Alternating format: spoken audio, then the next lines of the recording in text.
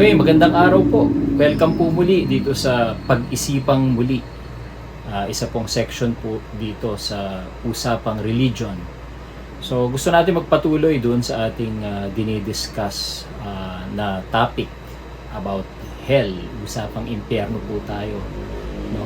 Timely kasi napakainit ng ating panahon at tila baga hindi na mapigil yung epekto ng climate change sa atin. So it's upon us and pumalo na nga ng 50 plus sa ibang lugar. So imagine kung tayo ay naniniwala sa isang literal na hell, na impyerno na kung saan itatapon ang mga makakasalanan at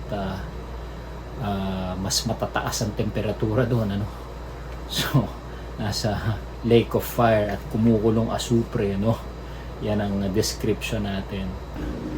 Pero yun nga, magandang pag-isipan po muli na ang ilang mga bagay-bagay sa doctrine of hell na ating pinaniniwalaan at pinaninindigan. So siguro tignan lang muna natin, siguro laruin lang natin yung mga logical explanations na pwede pagka isinusulong natin yung paniniwala at yung doctrine of hell, So tignan natin siya in the light, siguro magandang tignan natin siya in the light of our doctrine of God, yung paniniwala natin about the character of God, the nature of God.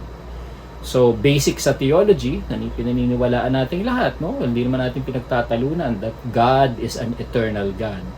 So meaning to say, sinasabi natin madalas na hindi siya saklaw ng time, hindi siya saklaw ng boundaries, but that God is, wholly other, transcendent, eternal. So He's an eternal being. Now, if that is true, then therefore, yung mga karakter niya, yung kanyang nature, ay eternal din, nakapaloob doon sa kanyang eternal nature. So, yung kanyang pinaka-nature na matingkad ay yung pag-ibig. God is love. At madalas nating nakikita yan sa ating Bible, sa New Testament, lalo na si John, yung mga letters ni John, epistles niya. God is love, yun yung madalas na ine-expound yung pag-ibig ng Diyos. So, if God is an eternal being, then therefore His love is also everlasting, eternal, hindi natatapos, nagpapatuloy. At isa sa mga karakteristik ng pag-ibig na yan ay sinasabi natin na yung pag-ibig na yan ay unconditional. So meaning to say, wala siyang tinakdang kondisyon, hindi rin siya transactional.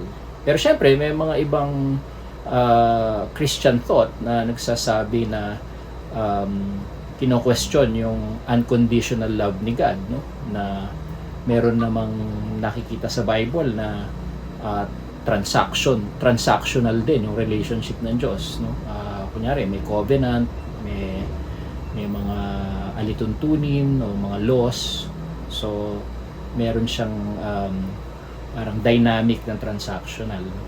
Pero kung titignan naman natin overall, hindi naman natin, maraming mga Kristiyano pa rin ang naniniwala na God's love is unconditional at hindi siya transactional, lalo na pag kine-claim natin na by grace alone, yung sola gratia, so God's grace abounds, and wala siyang tinatangi at lahat ay iniibig niya ng walang madalas natin spill yan sa mga evangelistic sharing natin, di ba? Na sinasabi natin that God loves you, kahit sino ka man, so unconditional. At marami rin tayong kino-quote sa Bible, lalo na pag describe natin yung pag-ibig ng Diyos, na yung sinabi ni Pablo na no one can separate us from the love of God, neither death, nor life, nor angels, nor demons. I mean, pinakikita lang dyan that God's love has no boundaries, kumbaga parang yung depth ng love niya ay immeasurable, ano, like like yung merong ding passage si Paul, maalala ko, no? Hindi ko na maalala ko sa ang epistle yun, but yung how wide, how deep, no, is the love of God, no, sa atin. So meaning to say, because of that, God is a mystery, and still marami tayong hindi kayang saklawin sa ating pag-iisip patungkol sa nature ni God as a mystery, as an eternal being. But then again, so let's bank on the love of God, no? And marami rin sa ating Biblia na pinakikita rito yung faithfulness ng Panginoon. So for example, sa covenant relationship niya sa Israel, no? Bagamat may covenant, sabihin mong transactional o whatnot, but you know, there's a covenant. Kahit na yung Israel failed to keep that covenant, God is faithful to keep His part of the bargain. So kahit na yung isang partido ay nilabag niya yung covenant, pero ang Diyos ay patuloy. Kaya marami sa mga salmo binabanggit yung God's faithfulness, no, endures forever, no. And another character ni God na maganda natin tignan is yung kanyang mercy, no? Yung kanyang habag, yung kanyang awa. So God desires mercy rather than sacrifice, yung mga ganyan, no? Yung ating habag sa ating kapwa nga, gusto na ng Panginoon ay namamanifest natin yon, because that is His very nature. And then mapunta tayo ngayon doon sa justice ni God. Kasi diyan natin inuugat yung yung parang desire natin doon sa hell, yung rationalization ng hell. Kasi nga yung hustisya ng Diyos, gusto nating kakitaan yung mga taong gumawa ng masasama, yung mga tao na sobrang maraming ginawang kalapastangan. It comforts us somehow to see them burn in hell, because that's the justice of God, no? Siyempre, lagi natin sinasabi, paano yung rape na babae tapos pinagpapatay, sana susunugin sa impyerno yung kaluluwa niya, mga yan. Kaya may mga grupo tayo na kinamumuhian, ano, like kunyari may yung ibang sangay ng mga Kristiyano, yung ibang mga Kristiyano, pinaniniwalaan na kapag ganito ka, ganyan ka, kapag kabilang ka sa ganyang lifestyle, buhay ka pa, sinusunog na sa impyerno ang kaluluwa mo. Parang mga ganun, yung mga salita natin, ano, mapa LGBTQ, mapa kung sino man, yung paborito nating scapegoat, no? Laging doon, no? Laging pinaniniwalaan natin na may pagsusulit, may pagtutuusan Diyos sa inyo at kayo ay paparusahan. At yun na nga, yung impyerno, yung ating isinasangkalang, ano. So yung hustisya niya. Pero magandang tignan, alright, sa Old Testament, ang hustisya ng Diyos, kung makikita natin, laging in proportion with, so yung may kaukulang parusa in proportion doon sa kasalanang nagawa nung ancient Near East times, ano, yung Code of Hammurabi, for example. During that time, isa sa dominanting values nila yung eye for an eye, no? So eye for an eye, no? So ibig sabihin, dun sa eye for an eye na concept, yung justice ay proportionality, no? Kung mata din ang kaparusahan sa iyo. Kung nagnakaw ka, pwedeng putulin ang iyong kamay, ano? Although yung adultery, mabigat 'yon, ano? Lalo na yung babae lang, no? Parang ilalagay ka dun sa pinto ng bahay ng ama mo at doon ka pagbabatuhin. So, you know, that kind of justice. But the thing is, yun nga, proportional. May proportionality yung justice. But then again, pumapasok din yung mercy, no? na bagamat karapat dapat siya according sa law, pero mercy says, hayaan nyo na yan. Sige, wag natin siyang parusahan. Isa sa example dyan, yung isang storya, no? Yung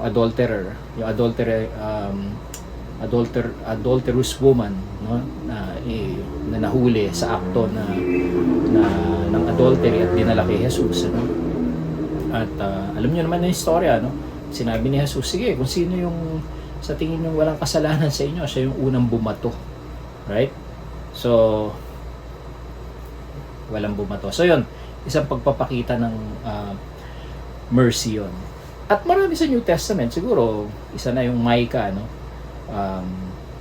Micah 6:8, do justice, no? Love mercy and walk humbly with God.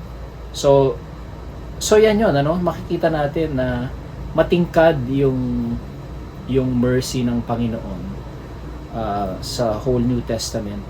At yes, may justice, pero laging nandun yung storya ng mercy. Parang yung sa Nineveh din, isang storya din yun, yung kay Jonah, no? Na God have shown mercy upon the Ninevites, despite the fact na si Jonah ay gitil na sige, gunawin mo na yan, no? Kaya nga siya nagmamaktol nung huli na sabi niya, kita mo na, alam ko gagawin mo, papatawahin mo rin yung mga yan, eh. No? Pero para kay Jonah, dapat sinunog mo na sila, no? Pero God's mercy is being manifested over and over again sa istorya ng Old Testament. At maging sa New Testament, through the person of Jesus, kitang-kita doon yung mercy ng Panginoon, no? In the life of Christ. At inihahayag ni Jesus nga actually yung mismong ways, character and nature of God the Father through him, no? Hinihahayag niya yon sa kanyang buhay. So yon. So another characteristic ni God ay yung kanyang omnipresence.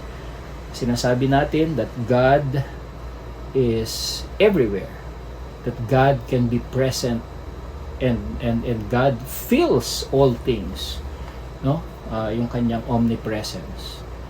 So therefore, God can be everywhere in creation. He can be present in all of creation. Kasi nga, siya nga naman talaga lumikha. No? So, tandaan natin yung mga yung mga character ni God na yan, yung mga nature ni God na yan. At tignan natin yung hell at yung ating concept ng punishment in the light of God's character, God's justice, and God's ways. So, unahin na natin, for example, yung justice ni God, no? So, doon sa mga nakaraang video, no? For example, ginamit natin yung sino ba ang worst sinner that you can think of. Ginamit na natin si Hitler na murdered almost, more than 2 million Jews, no? Because of racial supremacy, no? And then, he dragged the world into a world war at maraming namatay because of that. So si Hitler, sino pa mga naiisip nyo, yung mga matitinding diktador, sila Stalin, no? Sila Pol Pot. Huwag na tayong lumayo sa Pilipinas. Kinamumuhian natin yung dating diktador na si Marcos. At ito lang, very recent, si Digong, no? Na maraming pinatay sa kanyang drug war, no? Maraming namatay doon. So yon, no? At iniisip natin, so paano itong mga taong ito? No? Kailangan sila ay may pagtutuos. Meron dapat judgment para sa mga taong yan. Okay, so tignan natin yung justice ng Panginoon at sundan natin yung mga ilang parang logic dito. Magandang tanungin o pag-isipang muli. Okay, sa kabila ng ginawa nitong mga ito, hypothetical lang. Paano kaya kung si Hitler, hindi natin alam, doon sa kanyang bunker, at nag-approaching na yung mga Russian army pressing towards him. At doon sa kanyang bunker ay bago siya nagpakamatay or bago niya pinabaril yung sarili niya, nagsisi siya. Tumanggap siya sa Panginoon. Pupunta ba siya sa langit? Dahil sincero, nagsisi siya, no? Parang yung thief on the cross, no? Last minute, nung una, minamak si Jesus, ano? Pero eventually, na-realize niya yung kanyang mga kasalanan at nagsisi siya at sabi ni Jesus, ngayon din, sasama kita sa paraiso. So parang ganon. Will he make it to heaven? And how about the Jews, for example, who suffered greatly during the Holocaust? They were treated inhumanely and suffered the most inhuman conditions doon sa mga concentration camps hanggang sa sila ay eventually ginas, pinatay. Okay? Paano sila? Hindi naman sila naniniwala kay Jesus bilang Panginoon at tagapagligtas. And a lot of them, during their suffering, they said, "Screw you, God." Meron pang sulat doon sa isang gas chamber. May nakasulat doon na hindi niya mapapatawad ang Diyos kung totoo man daw ang Diyos. Ano? So, paano yun? After suffering so much injustice and pain in this world, dahil di nila kilalang Panginoon, so mapupunta siya sa impyerno. Tapos si Hitler, dahil nakapagsisi, pupunta sa langit. Paano kunyari si Digong, for example, na-share ng gospel, tumanggap sa Panginoon. So paano? Pupunta siya sa langit pag siya ay namatay? Kasi ganun ang ating kondisyones pag tumanggap sa Panginoon, then makaka-assure siya ng kaligtasan. So yun nga yung mga logic na kailangan natin pag-isipan muli. Ganun nga ba talaga ang magiging kahinatnan nun? Now, balik tayo dun sa issue ng proportionality ng justice. Isang magandang pag-isipan din muli ay bakit ako mapaparusahan sa ginawa ko sa mundo?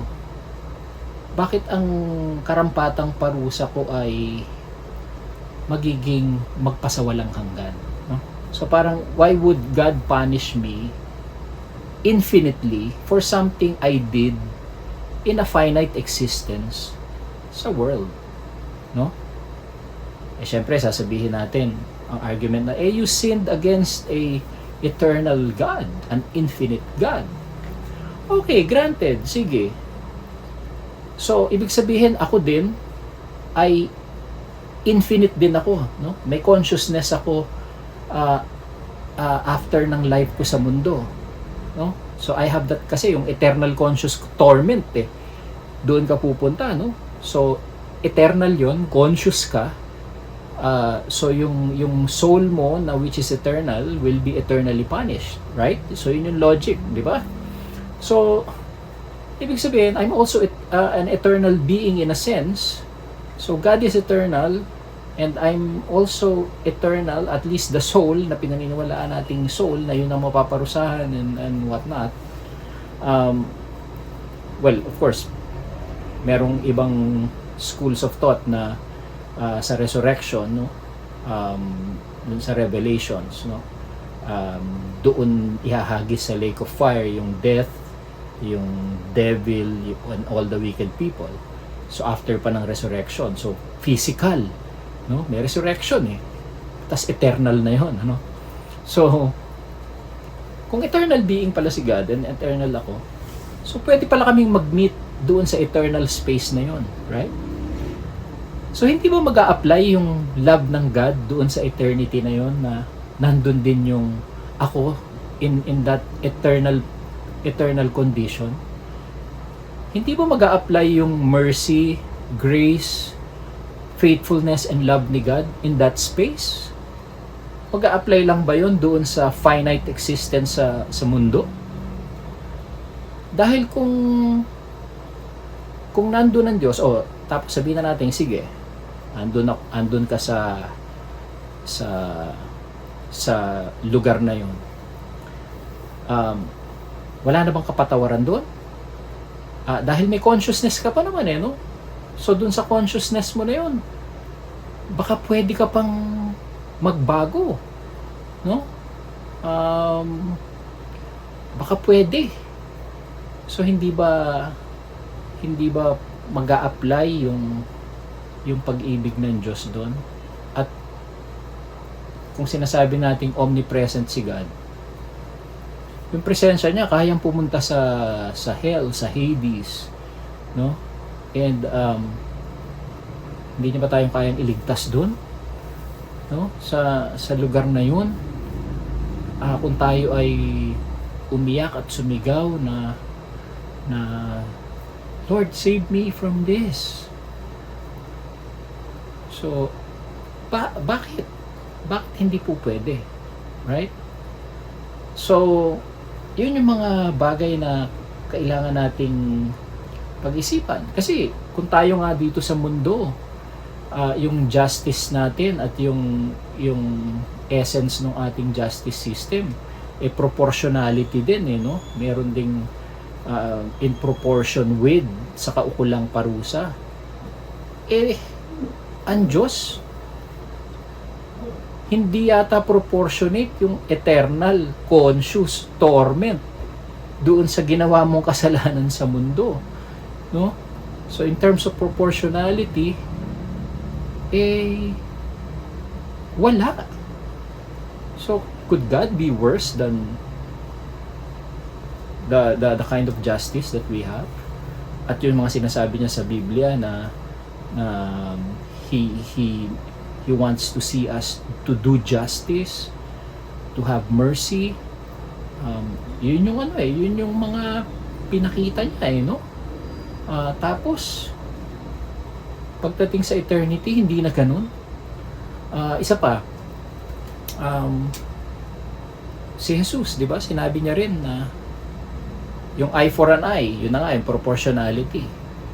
Sabi ni Jesus dun sa Sermon on the Mount, it has been said that an eye for an eye, a tooth for a tooth. But I say to you, so iba yung kanyang ethic, no? Pinakita niya yan nung kanyang passion, no? Doon sa passion narratives. Pinakita niya yung the very ethic nung sinasabi niya na yun, na you have to go beyond that eye-to-eye thing na justice na nagdo-dominate sa mundo, that kind of justice. God's justice is different. So, pag tinignan mo yun, mag-iisip ka ngayon doon sa logic ng hell, no?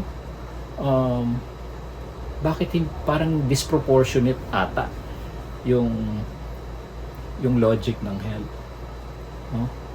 Dahil dun sa pinakita ni Jesus, no, na inano na nga niya yung eye for an eye, at iba yung kanyang, he lives on a different ethic. So otherwise, yung hell magsisilbi lang talaga siyang panakot or so parang nagamit siya as a tool ng church para ma-reinforce sa mga tao na mag-align kayo dito sa tamang doktrina, tamang behavior, tamang practice,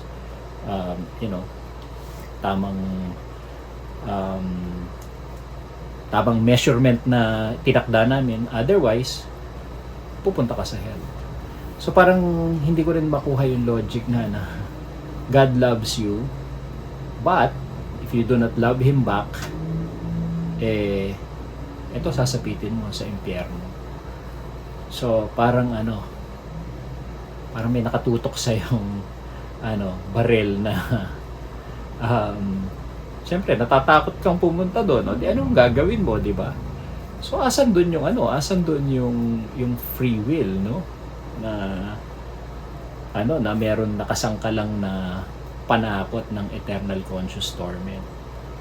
So yan yung mga bagay na siguro maganda nating pag-isipan muna, in the light of the character and nature of God as has been revealed even in the Old Testament, especially the issue of law, justice, mercy, yung dynamic ng grace, and in the person of Jesus, no? And Jesus revealing God to us. So yung ilalagay mo dun yung idea ng hell, so vis-a-vis doon sa overall doctrine natin ni God at ni Jesus, then magandang questionin, ganun nga ba talaga yung sasapitin ng mga tao sa hell?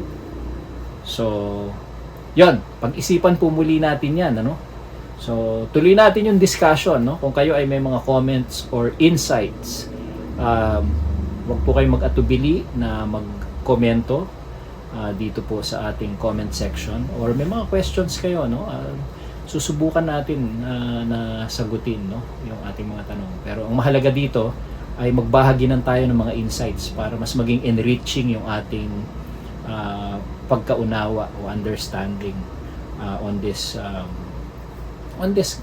doctrine na pinag-uusapan natin.